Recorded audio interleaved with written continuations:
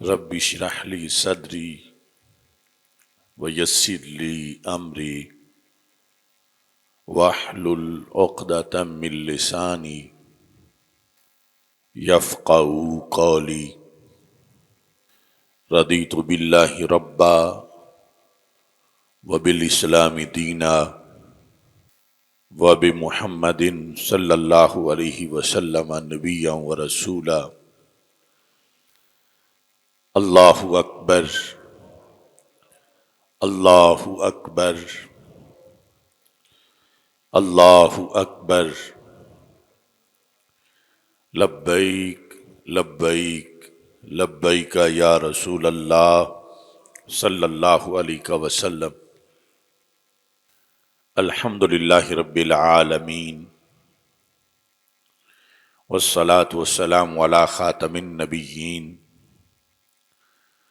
سید الرسل وخاتم المعصومین وعلی آلہ واصحابہ اجمعین۔ اما بعد فاعوذ باللہ من الشیطان الرجیم۔ بسم اللہ الرحمن الرحیم۔ شہر رمضان الذی انزل فیہ القرآن۔ صدق اللہ العظیم وصدق رسولہ النبی الکریم الامین۔ ان اللہ وملائکتہ یصلون علی النبی یا ایہا الذین آمنوا صلوا علیہ وسلموا تسلیما۔ الصلاۃ والسلام علیک یا سیدی یا رسول اللہ وعلی آلک واصحابک یا سیدی یا حبیب اللہ۔ الصلاۃ والسلام علیک یا سیدی یا خاتم النبیین وعلی آلک واصحابک یا سیدی یا خاتم المعصومین۔ مولاي صل وسلم دائما ابدا على حبيبك خير الخلق كلهم منزه عن شريك في محاسنه فجوهر الحسن فيه غير منقسم محمد تاج رسل الله قاطبة محمد صادق الاقوال والکلم محمد ذکرہ روح لانفسنا محمد شکرہ فرد علی الامم۔ رب صل وسلم دائما ابدا علی حبیبک خیر الخلق کلہم۔ خدایا بحق بنی فاطمہ کہ برقول ایماں کنی خاتمہ اگر دعوتم رد کنی ور قبول منو دستو دامان آل رسول صلی اللہ علیہ وسلم۔ اللہ تبارک و تعالی جل جلالہ وعم نوالہ واتم برہانہ وعظم شانہ وجل ذکرہ وعز اسمہ کی حمد و ثنا، اور حضور سرور کائنات مفخر موجودات زینت بزم کائنات دستگیر جہاں غم گسار زماں سید سروراں حامی بے کساں قائد المرسلین خاتم النبیین احمد مجتبیٰ جناب محمد مصطفیٰ صلی اللہ علیہ وعلی آلہ واصحابہ وبارک وسلم کے دربار گوہر بار میں ہدیہ درود و سلام عرض کرنے کے بعد السلام علیکم ورحمۃ اللہ وبرکاتہ۔ رب ذوالجلال کے فضل اور توفیق سے مرکز صراط مستقیم گوجرانوالا جامع مسجد رضا مجتبیٰ میں جمعۃ المبارک کے موقع پر محبت رمضان کانفرنس میں ہم موجود ہیں۔ میری دعا ہے خالق کائنات جل جلالہ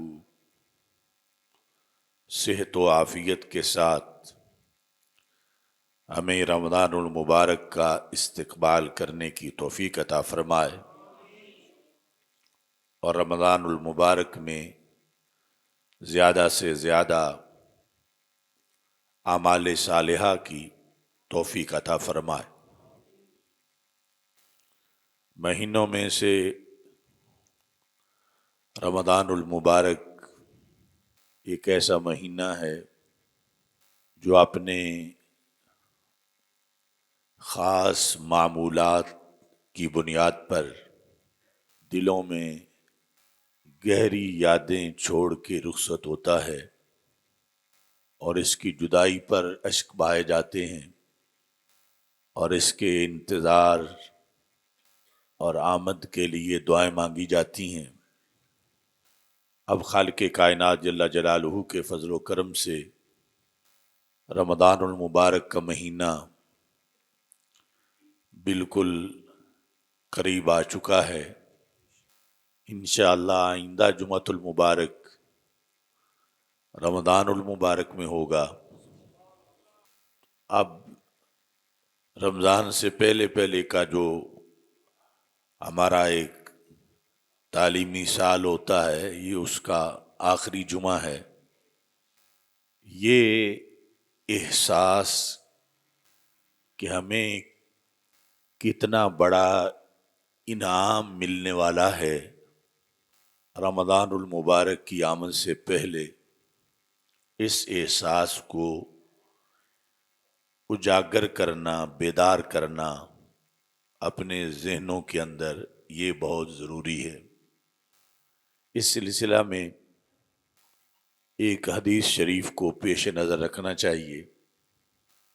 سید عالم نور مجسم شفیع معظم صلی اللہ علیہ وسلم کا فرمان مسند امام احمد میں موجود ہے اور حضرت ابو ہریرہ رضی اللہ تعالی عنہ اس کے راوی ہیں۔ دو صحابہ اکٹھے مسلمان ہوئے۔ ان دو شخص اسلما مع النبی صلی اللہ علیہ وسلم، یعنی کہ ایمان میں داخلے کی ان کی ڈیٹ ایک تھی۔ اس کے بعد پھر وہ کلاس فیلو تھے شرف صحبت میں اور سارے اعمال صالحہ میں۔ حضرت ابو ہریرہ رضی اللہ تعالیٰ عنہ کہتے ہیں وَاسْتُشْهِدَ أَحَدُهُمَا، ان میں سے ایک اللہ کے رستے میں شہید ہو گئے، اور شہادت بہت بڑا درجہ ہے۔ وَأُخِّرَ الْآخَرُ، اور دوسرے جو ہیں ان کو اللہ تعالیٰ نے لمبی زندگی دی۔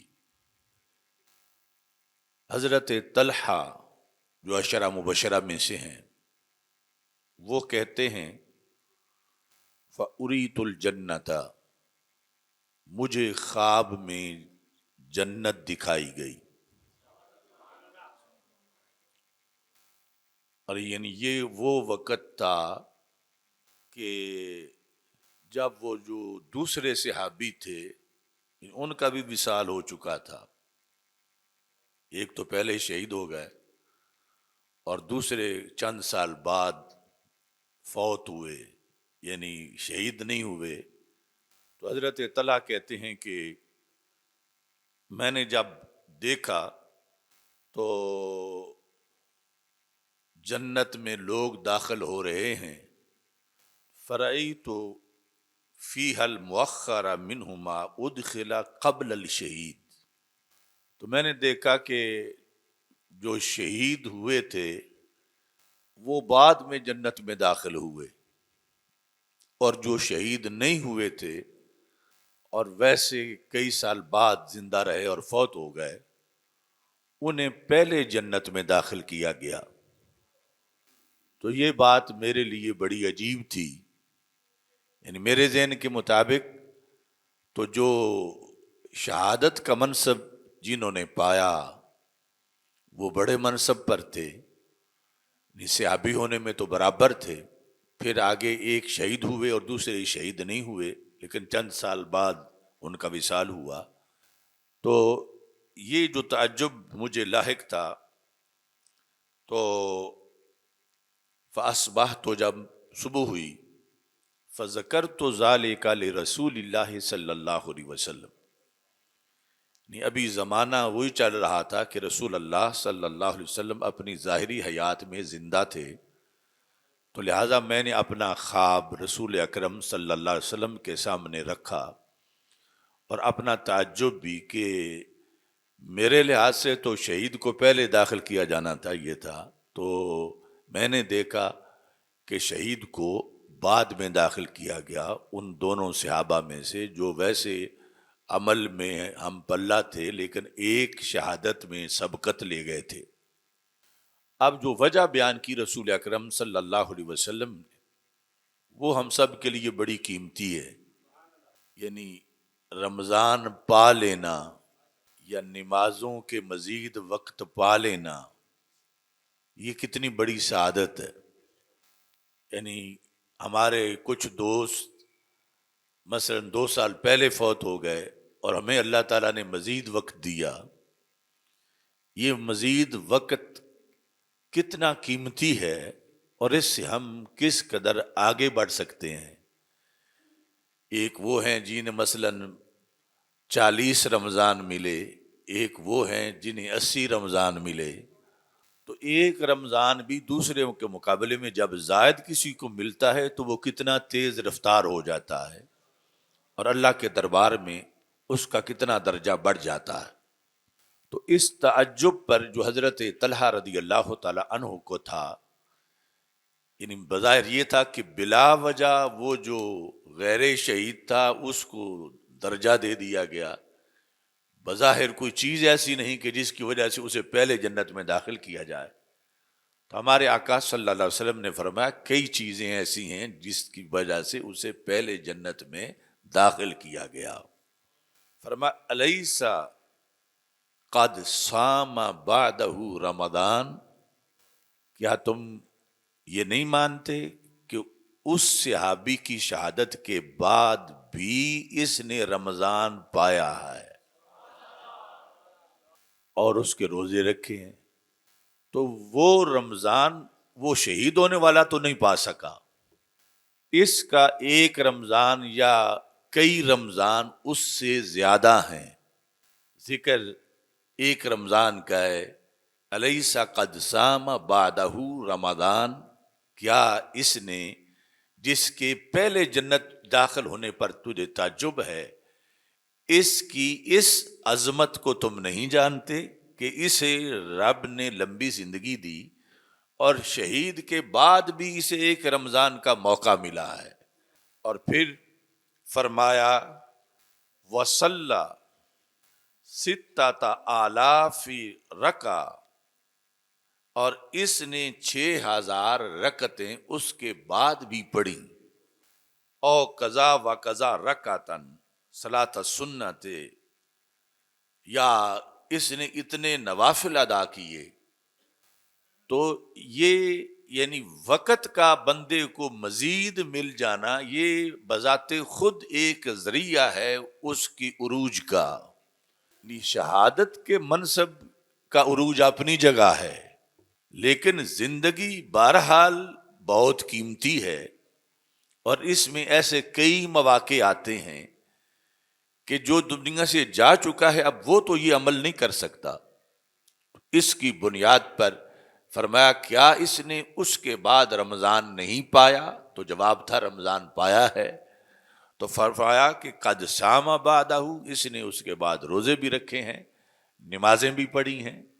تو اس واسطے یعنی ایک موقع ہمیں مزید جو مل رہا ہے رمضان کا، تو اس کو ہمیں غنیمت جاننا چاہیے کہ کتنے ہمارے ساتھی تھے کہ جو پچھلے سال تھے اس سال نہیں ہیں۔ تو ہم نے کوئی اپنے زور بازو سے اپنی زندگی بڑھائی ہے یہ تو محض اللہ کا فضل ہے. اگر ان کے ساتھ ہمیں بھی رخصت کر دیتا تو ہماری کوئی آگے مجال تھی؟ تو یہ رب ذوالجلال کا کتنا فضل ہے. اور اس فضل کی بنیاد پر اپنے اندر احساس پیدا کرنا چاہیے کہ اب تو یہ مل گیا ہے، پتہ نہیں اگلا ملتا ہے یا نہیں. تو اس سے بھرپور فائدہ اٹھانا چاہیے. رب ذوالجلال نے جو اس کا مقصد رکھا ہے لعلکم تتقون، اس کے لحاظ سے تو یہ یعنی ایک مومن کی ہر جہت میں عظمت ہے. شہادت اپنی جگہ عظمت ہے، اور اگر شہادت نہیں ملی اور بندہ زندہ رہا ہے تو پھر بھی اس کے لیے عظمت کے کئی مواقع ہیں، اور ان میں سے خصوصی طور پر رمضان ہے، اور آگے درجنوں ایسے مواقع ہیں جو سال کے اندر اسے اس سے مزید آگے لے جاتے ہیں جو اس سے پہلے دنیا سے رخصت ہو چکا ہے. تو نبی اکرم نور مجسم شفیع معظم صلی اللہ علیہ وسلم، چونکہ آپ کی علوم بہت زیادہ ہیں اور ہر امتی کے بارے میں آپ باخبر ہیں کہ اس کے نامہ اعمال میں کیا ہے. تو اب صحابہ رضی اللہ تعالیٰ عنہ کو سمجھانے کے لیے کہ ان دونوں میں ڈفرینس کیا ہے.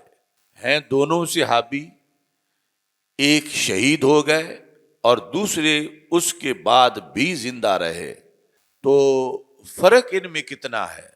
بعد میں زندہ رہے تو بھرپور اعمال صالحہ والی زندگی زندہ رہے، یعنی غفلت والی زندگی نہیں، نیکیوں والی زندگی زندہ رہے. تو ان میں فرق کیا ہے؟ تو ہمارے آقا صلی اللہ علیہ وسلم فرماتے ہیں ان الذی بینہما لابعد مما بین السماء والارض.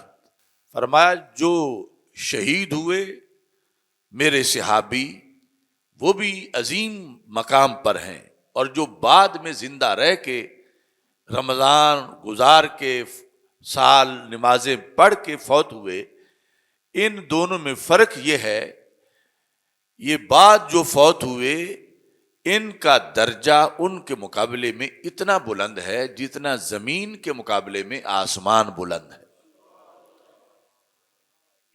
اتنی غنیمت ہے زندگی، اتنا غنیمت ہے بندے کو مہلت مل جانا اور بندے کو وقت مل جانا کہ اس کی زندگی میں اللہ تعالیٰ نے اس کو لمبی زندگی دی ہے، مزید وقت دیا ہے.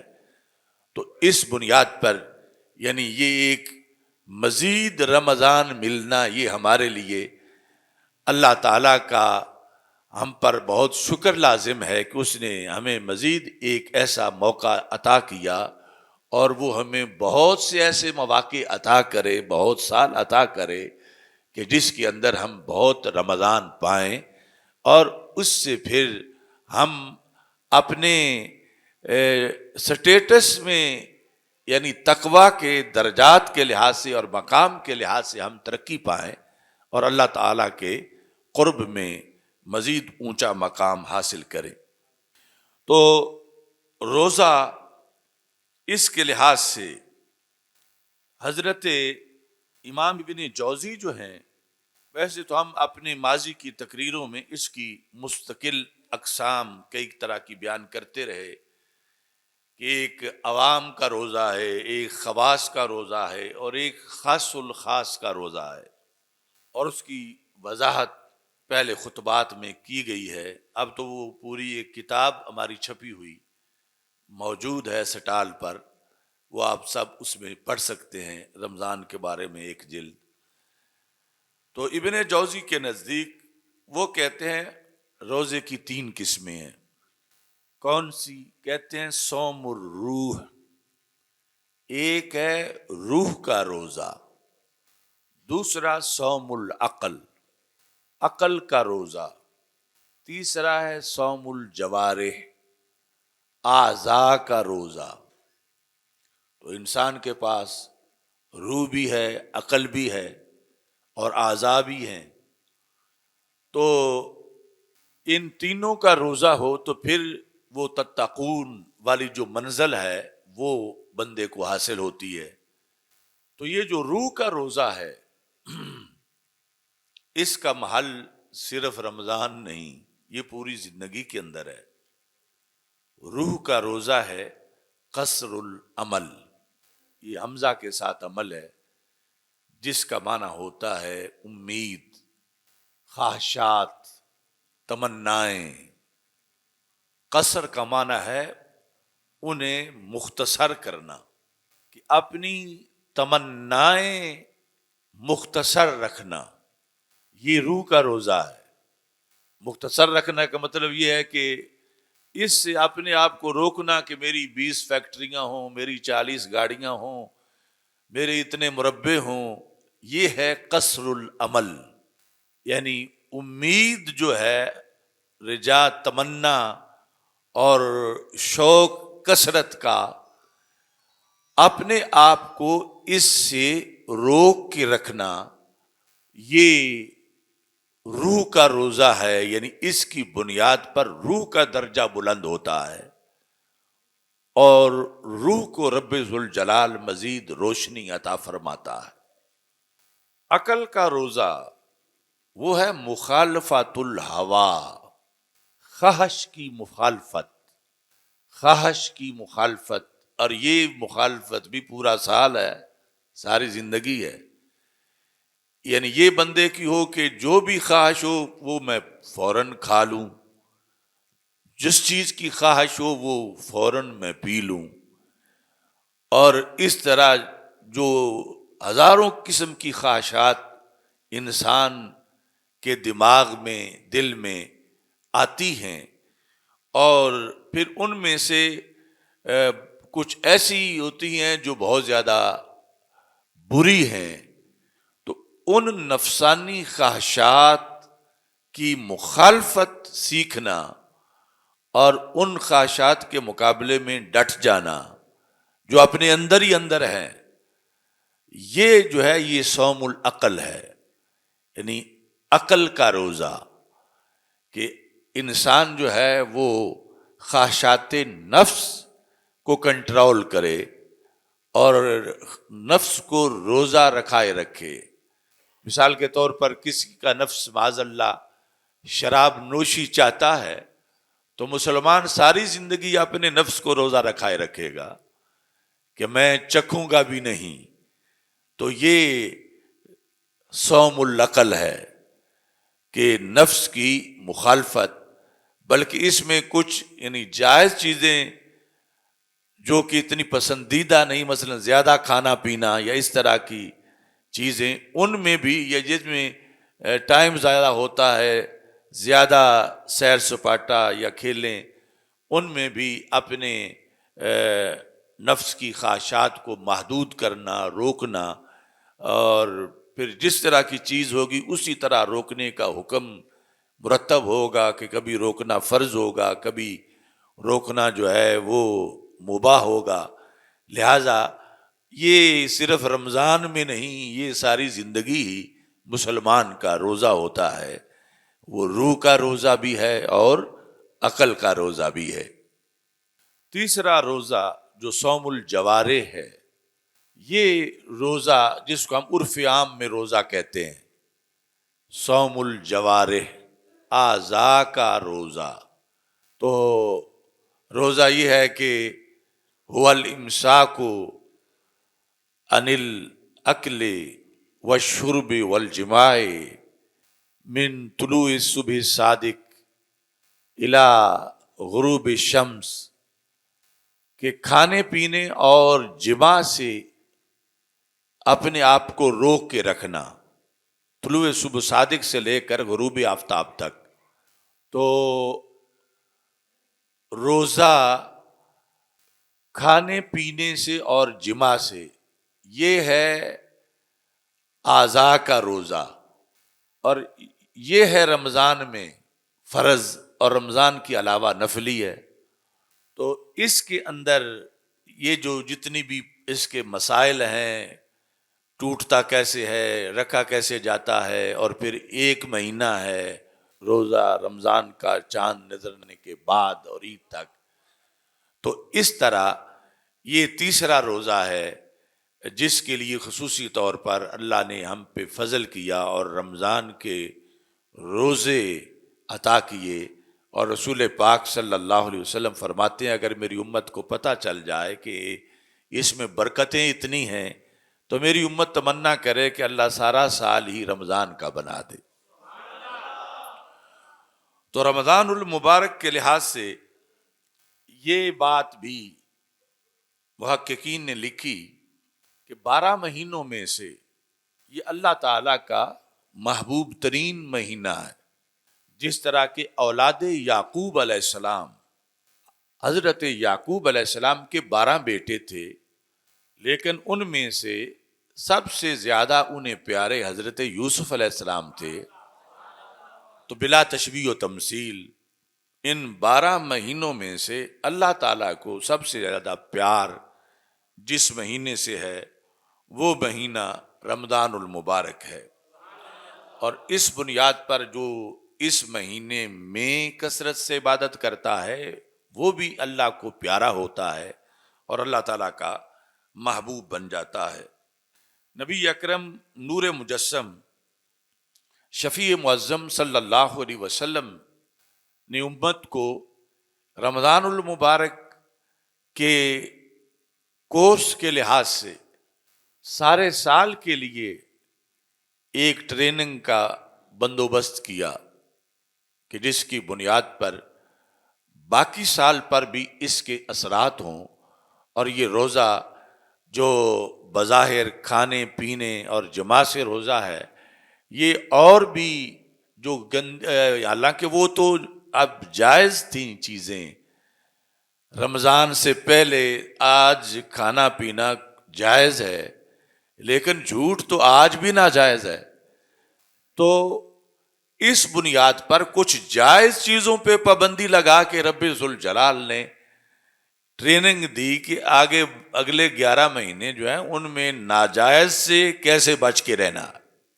اس میں ایک اہم چیز جو ہے وہ بندے کی اعضاء میں سے زبان ہے، کہ جو جنت کا راستہ بھی ہے اور معاذ اللہ بگڑ جائے تو جہنم کا راستہ بھی ہے۔ ہمارے آقا صلی اللہ علیہ وسلم کے الفاظ ہیں جو جامع ترمذی میں موجود ہیں۔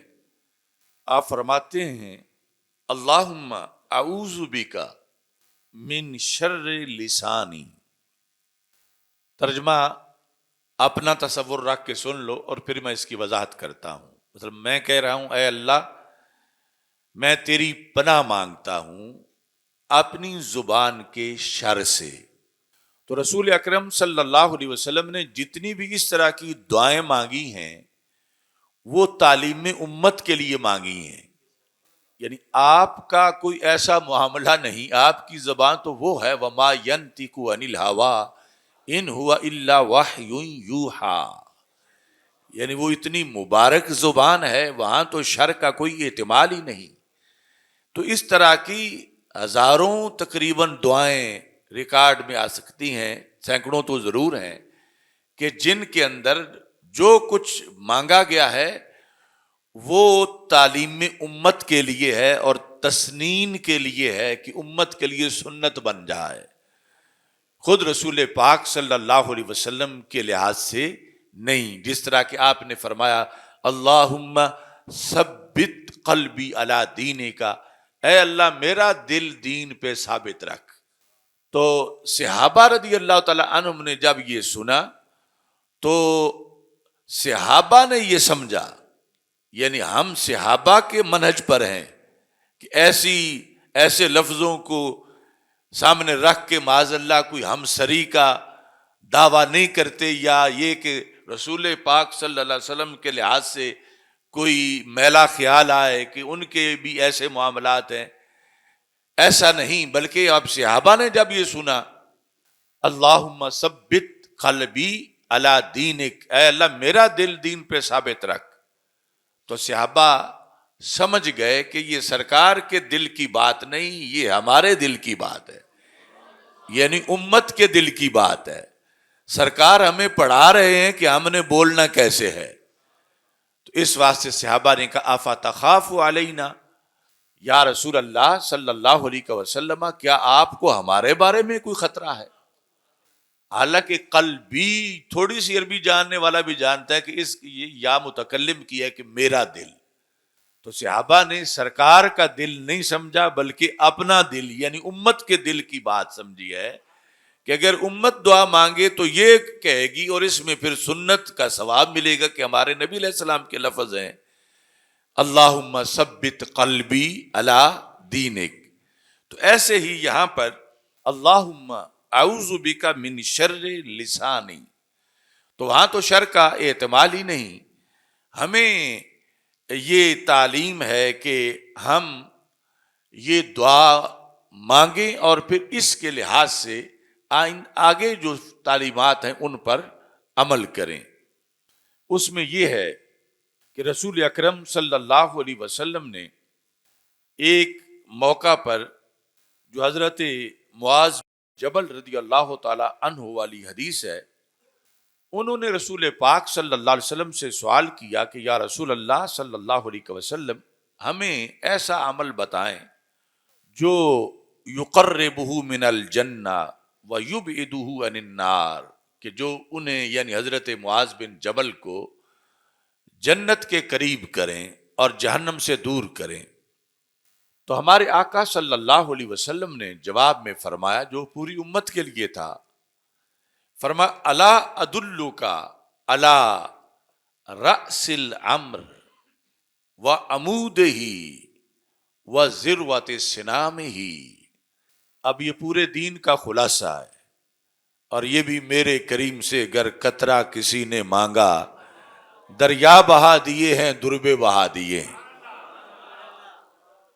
تو ہمارے آقا علیہ السلام نے فرمایا کیا میں تجھے بتا نہ دوں کہ رأس الامر کیا ہے؟ امر سے مراد ہے اب دین، اسلام، کہ اسلام کا سر کیا چیز ہے. سر سے پہچان ہوتی ہے اور سر سے ہی بقا ہوتی ہے جو کسی کا سر ہو. اور پھر فرمایا عمود ہی، جو جس پر اسلام کی چھت قائم ہے اس ستون کے بارے میں بتا نہ دوں.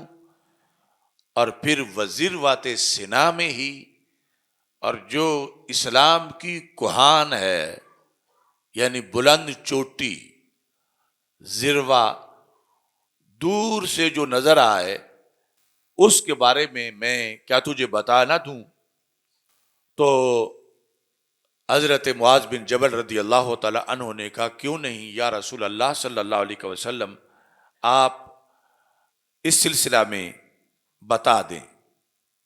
پھر فرمایا حل ادلک علی ملاک ذالک کلہ، میں اس سب کا جو محور ہے وہ نہ بتا دوں؟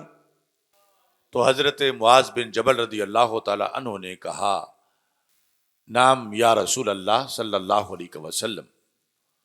تو ہمارے آقا علیہ السلام نے فرمایا یہ سب کا محور یہ ہے امسک علیک ھذا، اور اپنی زبان کی طرف اشارہ کیا. فرمایا اپنی زبان کو روک کے رکھو، یہ سلامتی ہی سلامتی ہے، اور یہ پورے دین کا خلاصہ ہے.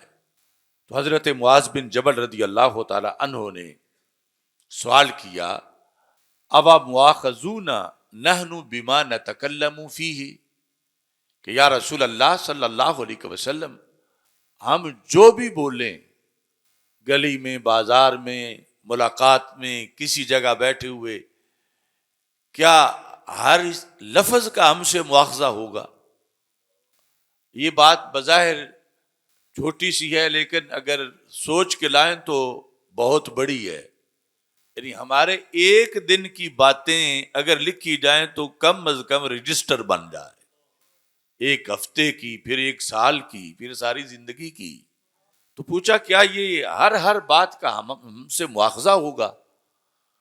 تو رسول اکرم صلی اللہ علیہ وسلم نے ارشاد فرمایا حل یکب الناس علی وجوہہم فی النار الا حصاد السنتہم، فرمایا آگ میں منہ کے بل گرے ہوئے لوگ جو میں نے جہنم میں دیکھے ہیں وہ سارے کے سارے اپنی زبانوں کے کٹے ہوئے تھے،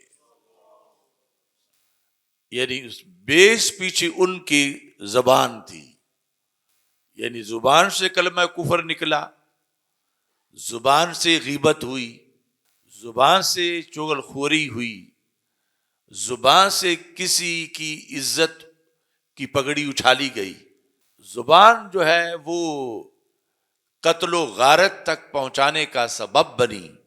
تو نبی اکرم نور مجسم شفیع معظم صلی اللہ علیہ وسلم نے اس سلسلہ میں یعنی یہ فرمایا کہ روزہ اس مہینے میں یعنی وہ صرف کھانے پینے اور جماع سے ہی نہیں بلکہ باقی بہت سی ایسی چیزیں ہیں کہ جن کو پیش نظر رکھا جائے گا اور ان سب کے لحاظ سے پھر رب ذوالجلال اس پر فضل کرے گا، چونکہ اس مہینے میں شیطان باندھا ہوا ہوگا اور اسلام پر عمل کرنا جو ہے وہ بڑا آسان ہو جائے گا۔ تو ہمارے لیے یہ رمضان المبارک کا خصوصی پیغام ہے۔ پھر اس کے اندر یہ چیز ہے کہ رمضان المبارک میں انسان کے معمولات میں یہ امکان ہو سکتا ہے کہ نماز پڑھتے پڑھتے مثلا تراویح میں سجدے میں اس کی آنکھ لگ جائے، یعنی ویسے تو یہ ہے کہ بیداری ہی بیداری کا تقاضا ہے، اور یہ ہے کہ اگر بندہ اس کو بوجھ سمجھتا ہے تو یہ اپنی عادت دور کرے، لیکن اسلام میں مختلف پہلوؤں سے گفتگو کی گئی۔ ہمارے آقا صلی اللہ علیہ وسلم نے ارشاد فرمایا اذا قام الرجل من اللیل، جب بندے نے رات کے وقت قیام کیا، اب یہ ویسے تو پورے سال کا قیام ہے لیکن جو خصوصی ہے وہ تراویح ہے، تو پھر فرمایا کہ وہ نماز پڑھ رہا تھا فَغَلَبَتْهُ عَيْنَاهُ، تو اس کی آنکھیں اس پہ غالب آ گئیں، فَنَامَ فِي سُجُودِهِ، تو سجدے گیا ہوا تھا وہیں سو گیا۔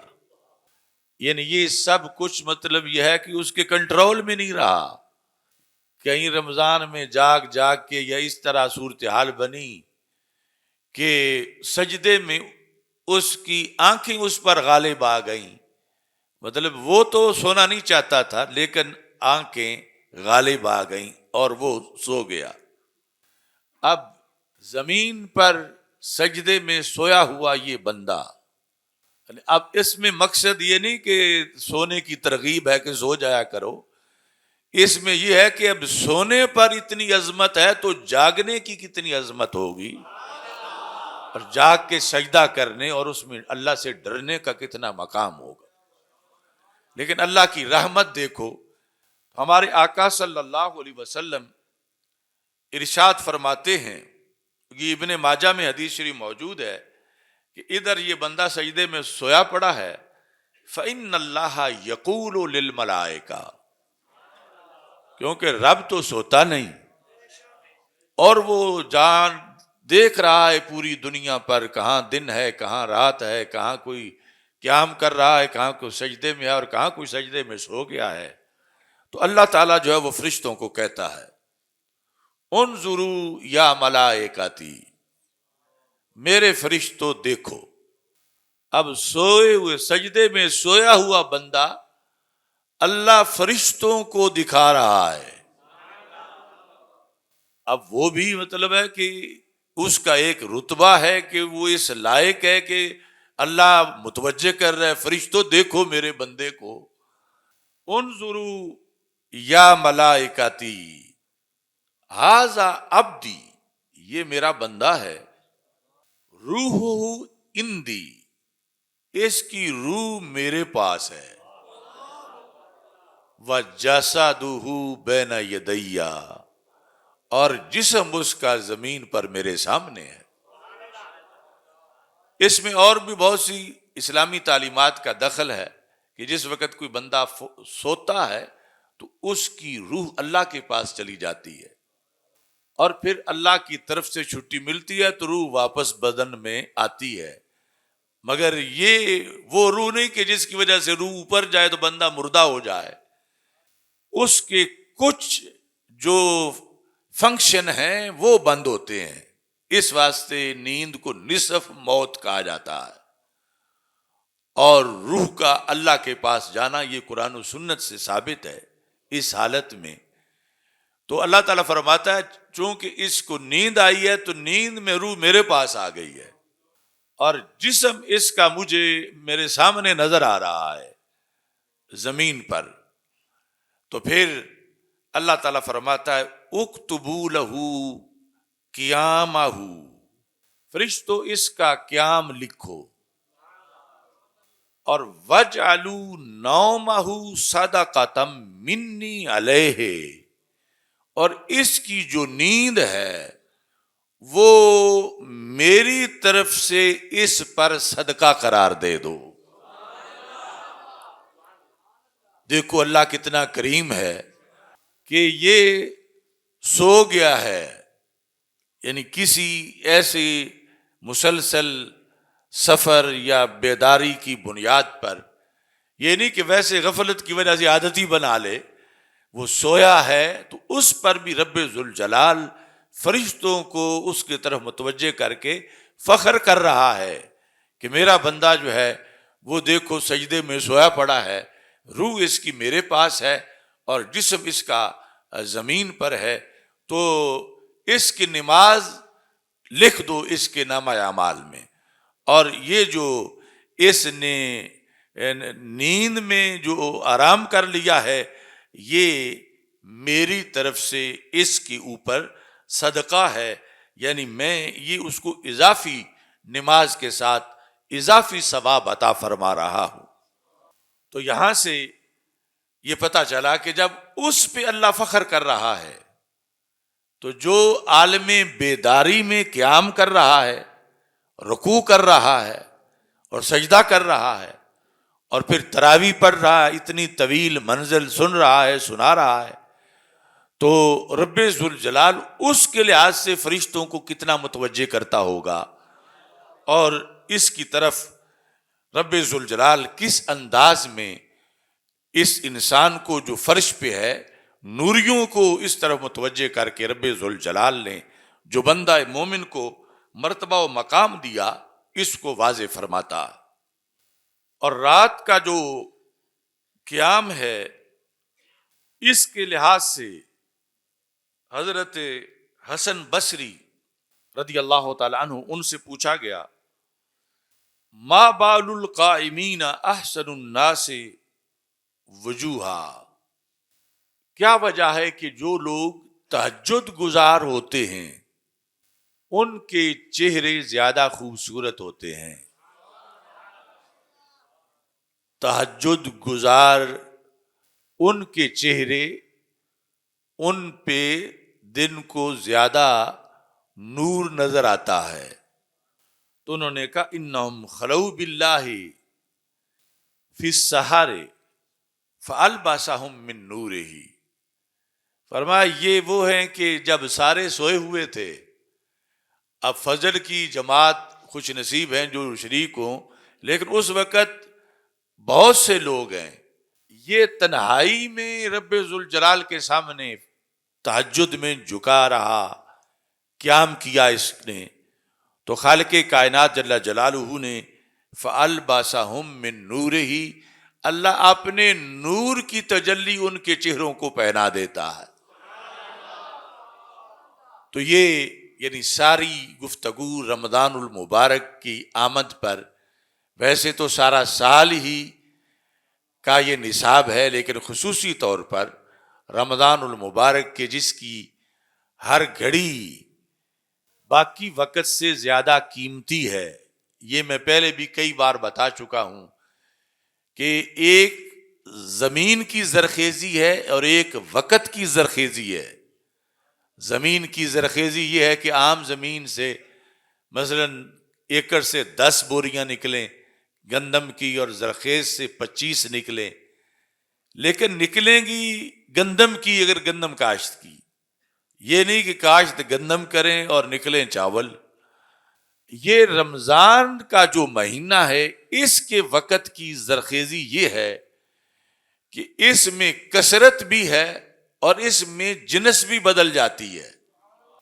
دین میں فرض محدود ہیں، کیونکہ ہر فرض سے جو بندے کو اللہ کا قرب ملتا ہے وہ ہزاروں نفلوں سے نہیں ملتا۔ فرض کی یہ شان ہے۔ اب ہمارا دل کرتا ہے کہ فرض کچھ اور ہوں تاکہ نفلوں کی بجائے وہ 2 پڑھ لیں فرض، تو جو پہلے دیے گئے ان کے علاوہ تو ہم بہت آگے نکل جائیں، لیکن ہم فرض بڑھا نہیں سکتے۔ کسی میں یہ طاقت نہیں اللہ اور اللہ کے رسول علیہ السلام کے بعد کہ اب ہم اپنی طرف سے کوئی فرض بنائیں اور ان کی وجہ سے پھر زیادہ ثواب پائیں۔ لیکن رمضان ایسا مہینہ ہے کہ ہمارے آقا علیہ الصلوۃ والسلام نے ارشاد فرمایا ما تقرب فیہ بخصلۃ من الخیر، کہ رمضان کے اندر جو نفلی کام کرتا ہے وہ کمن ادا فریضۃ فیما سواہ، من تقرب فیہ بخصلۃ من الخیر کان کمن ادا فریضۃ فیما سواہ، جس نے اس میں کوئی نفلی کام کیا اس کا نفل بھی فرض جتنا ثواب دے گا۔ تو یہ کتنا سنہری موقع ہے کہ ویسے ہم میں طاقت نہیں کہ ہم اور شامل کر لیں دین میں فرض، لیکن یہ ایسا مہینہ ہے کہ ہم پڑھیں گے نفل، ثواب فرض کا ملے گا۔ اب کاشت ہم جو کریں گے اور پیداوار گندم کی ہوگی اور زیادہ بھی ہوگی۔ یہ صرف اس کے وقت کے اندر اللہ تعالیٰ نے یہ خوبی رکھی ہے کہ بیج جو ہے وہ نفل کا کاشت ہوگا، مگر فصل جو ہے وہ فرض کی اللہ کے فضل سے تیار ہوگی اور اس لحاظ سے اجر و ثواب ملے گا۔ تو پوری تیاری، شوق اور محبت کے ساتھ اس مہینے میں رب ذوالجلال ہمیں اعمال صالحہ کی توفیق عطا فرمائے۔ آئندہ جمعۃ المبارک انشاءاللہ سیدہ طیبہ طاہرہ حضرت سیدہ فاطمۃ الزہراء رضی اللہ تعالی عنہا کے لحاظ سے کانفرنس کا انعقاد کیا جائے گا۔ وآخر دعوایا ان الحمد للہ رب العالمین۔